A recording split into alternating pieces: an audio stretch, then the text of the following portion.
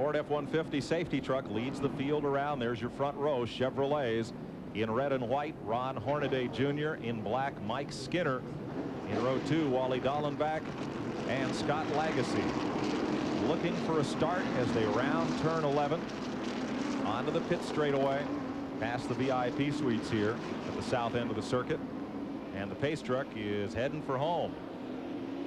Turn 12. And they face the starter, and we're racing. Ron Hornaday gets the jump. Dallenbach looks inside Skinner, gets up to the tailgate, but no further as they climb the hill for turn 3. Fast blind right. At the top of the hill, that's Rick Pirelli, number 6, the total truck. Battling Butch Miller in 98. Dorsey, this group, they don't know how to get single file on the start. No, and I tell you, they want to get single file real quick. I can't believe they went all the way through turn 2 side by side because there's just no room, and it's slippery. If you're on the outside, there's been a couple races run. There's a lot of spent rubber out there. You got a real slippery racetrack. I'd be feeling it out and just getting the single file, which is that's what they're doing right now. Look at the elevation change and the up and down nature of this course. Glenn, you had a bunch of laps in the pace car during the Winston West race today, and this place can make you dizzy. Oh, it can. In fact, that's the first time that I had been able to go around the racetrack, and I'll have to echo what Dorsey was saying. A couple of the cars out there, the Winston West cars, had some oil problems, some transmission, rear gearing problems, put a lot of fluid on the track. I know it was slick for the Trans Am cars. It's even worse for the truck, so they're going to have to be careful. The one thing that really impressed me the most about it was the blind turns. Almost every turn out there is blind. You just can't see around that corner. You're hoping that the spotter's doing his job and that the NASCAR officials have let you know in plenty of time if there's caution on the racetrack. Ron Hornaday had the pole for not only this but the Winston West Series race today. Took off with the lead, made a long pit stop, had to make up a 30-second deficit, was leading the race with 2 laps to go, and broke a front sway bar. It got into the tire, took him from contention. Victory in sight. Dallenbach here took a wide entry there into turn number 11.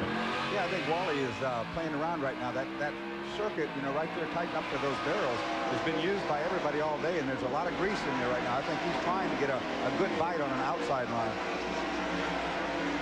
Dorsey, I got to wonder if the fact that that Hornaday ran in that race earlier on and had a good feel for the racetrack, I just got to wonder if that didn't help him a little bit. He's jumped out to a pretty sizable lead already.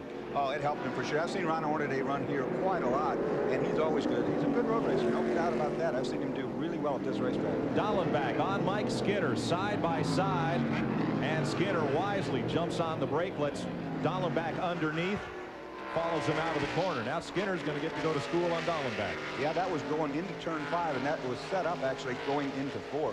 That thing was set up. Wally's run a lot of laps here. What he did was he got inside, made a tighter line, came off the corner, and just stuck his nose in there. Boy, did he come against that. From Wally Dallenbach's truck, looking back at Mike Skinner through the California countryside, headed up for turn 7, shaped kind of like a keyhole. It's a very, very tight hairpin. And there's a big pavement change right where the truck is right there that they've actually taken one of those graders and graded it to give you some traction. Well, it didn't work. Here's the point on the course that gets my attention. Right here, the trucks slide across this corner, and just the road just drops right out from under it. Yeah, that last corner there, turn 9, is very, very slippery, and you don't want to slide right off the road there, I can tell you for a fact. And that's a no-lift corner. Yeah, you probably ought to have to lift a little bit right there, you know, just to keep the car from sliding. I'm curious right at this point, Dorsey, and I notice this when you come into this sharp turn here, number 11. Right before you get into that, you're really hauling the mail. How fast are you going down through there? You know, that's top speed right in there, just about anyway. I would think these guys are running about 140 in there, and that braking surface is not even. There's a lot of undulation in there, and it makes the braking hard. Hornaday leads it. Dallenbach is closing in. Mike Skinner runs in the 3rd spot. Scott Lagasse qualified 4th. He's running for it. Steve Portengay is in the 5th spot, and they head up the hill once again, and Dallenbach is gaining ground on the leader. He's coming in a hurry. Yeah, he really is. You know, something you really have to watch here. This racetrack is really, really hard on tires. If you run a hard pace like it looks like these two guys are doing early, about midway before that stop, those things are going to be going off, and they'll be falling back to a guy that's, say, maybe running 5th and being real smooth on the tires. But Glenn, if that happens, we'll see something we haven't seen in this series, green flag pit stops. Absolutely. We hardly ever see that. I saw just a little smoke come out of the back of Wally Dallenbach's truck right there before he entered that turn. I don't think it was brake smoke. It looked to me like, Dorsey, it was before the braking point. He was heading up that hill, so we'll have to keep a close eye on that. I hope it's nothing serious. Wally's going to be strong competition for Ron Hornaday right now. You mentioned Steve Portengay was running 50C Dahlin back in 18 there. Behind him, of course, would be Skinner, then Scott Lagasse, Steve Portengay. Portengay has run the Southwest Tour. In fact, he was a champion of that tour last year. He has had a lot of experience on this racetrack. And I tell you right now, from looking at what's going on early on, other than Mike Skinner, experience seems to be the key factor here. There are just so many places here you can put a wheel wrong and so many blind entry corners. It's a very difficult track to master with a limited amount of practice time. A lot of folks come out here and go to road race school. And, remarkably, even for veteran drivers, improves their performance. So the leader at 3 laps is Ron Hornaday. Wally Dallenbach is snuggled right up to his bumper as they come across the line. We'll be right back to Sears Point after this. 40 laps complete here at Sears Point. Hornaday leading Dallenbach, Skinner, Lagasse, and Portengay. Joe Ruttman runs in 6th. Dave Rezendes, Bill Sedgwick, Toby Butler, and Walker Evans looking for his 3rd top 10 finish of the season. You know, there's just something about this picture that's not quite right.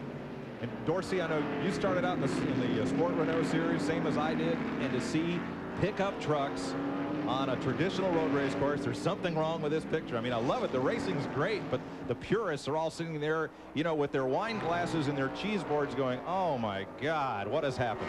I think they put the wine glass down and got a beer out of it. Yeah, I really hope so. Yeah, they got one out of the back of the truck. Yeah, that's right. Because they look a little funny going around here, but they are going great. Let's go down to the leader's pit. Here's Ralph.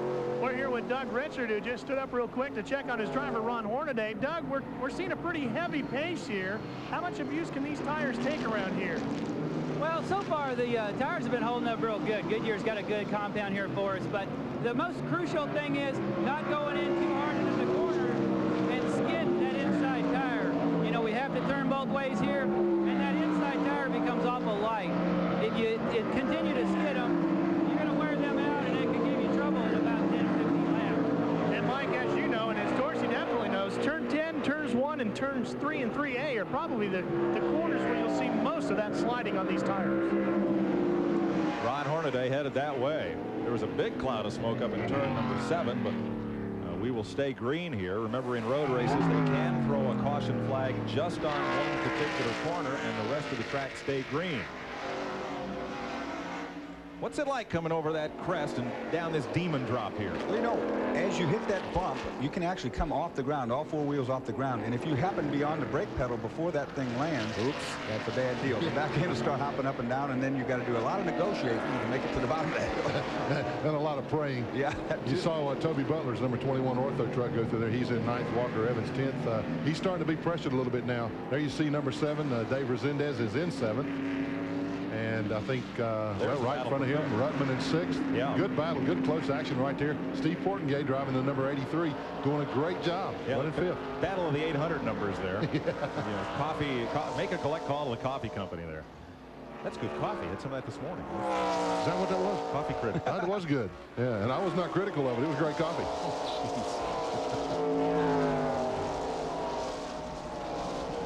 That's good close action. And what's it like, Dorsey? I've only had a couple of road racing experiences.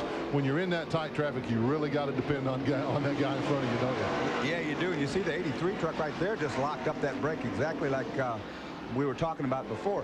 In road racing, a lot of time you have to brake halfway through the corner. You know, you think you want to be getting on the gas by then, but you'll have to be on the brake all the way through the corner, and then that unloads the other side of the chassis, and the light tire wants to light up. And if you do that enough, you get a square spot, and that square spot keeps getting to the bottom, and then you got a miserable day is what you got.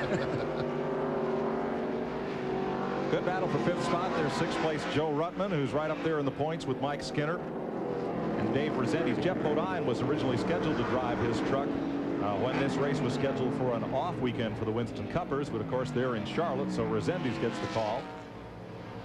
He's in 7th place, and Bill Sedgwick is moving up on this group in the Spears Manufacturing 75. That's the white truck in 8th. There's Scott Lagasse in 4th. Here comes the 5th place battle.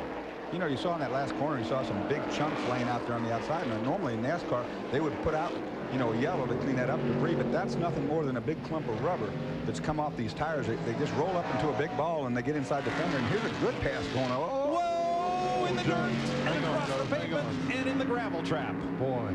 Boy, he was lucky. I was just wondering. I was just going to ask Dorsey how he was going to set Portingay up, because it looked like Steve was holding him up a little bit, and wow. Well, he had the first part of that equation right. Yeah. Well, and one thing that shows here, these trucks just don't work on the outside tires. He dropped the insides off on the dirt, and by the time he got to the corner, well, let's have a look at it.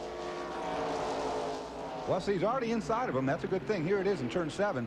He gets inside in the grass, and then the car just breaks loose, or truck breaks loose. Now, trucks have more traction in that kind of gravel, though, I think. I hope so. The truck looks better in the gravel than the race cars usually do. He'll get out of there, and we stay green.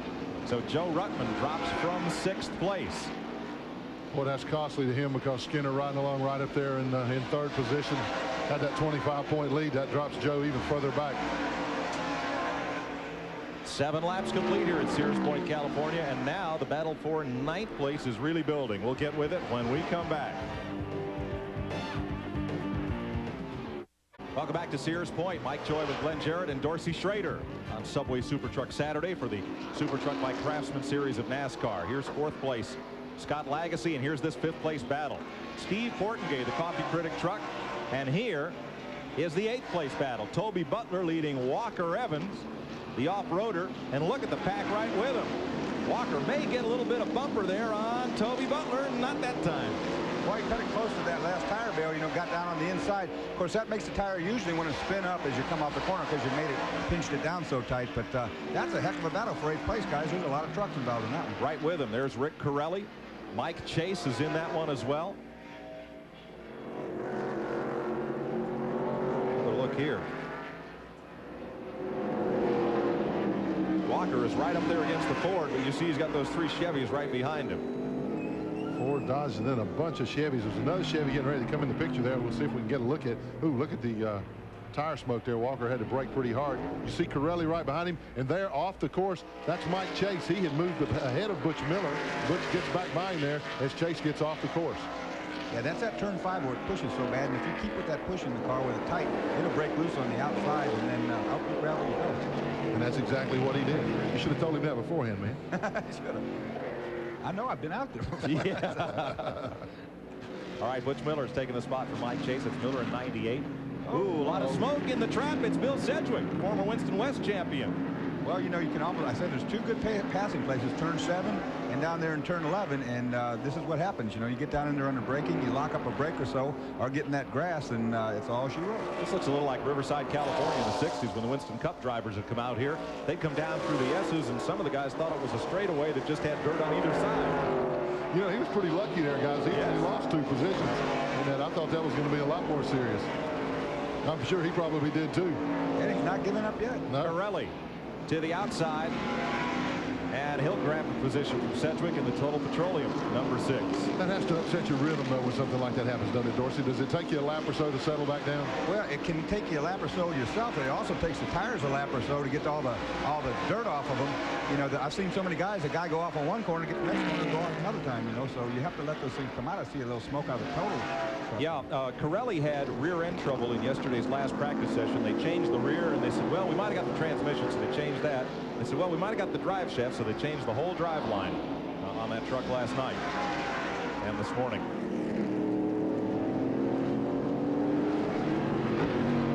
Rick Corelli 5th in the point standings. There's a lot more tire smoke there. Look at that. He's really smoking those things now.